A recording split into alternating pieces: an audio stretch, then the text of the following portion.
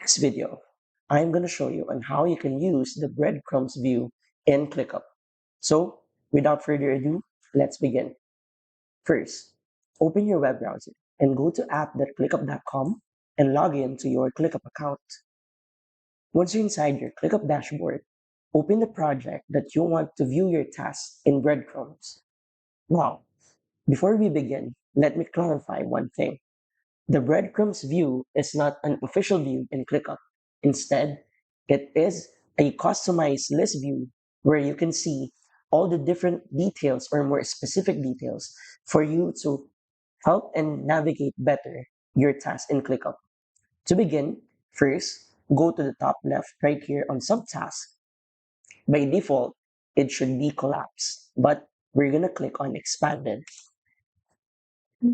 Next, go to customize right here on the top right.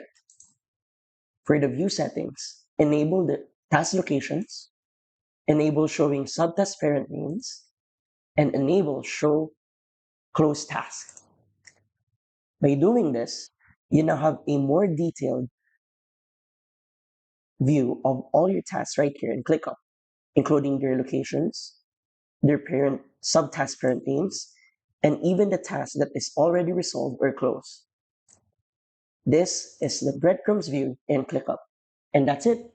So, if you find this video helpful and want to support our channel, feel free to use our affiliate link given in the video description. Thanks for watching, and I will see you in my next video.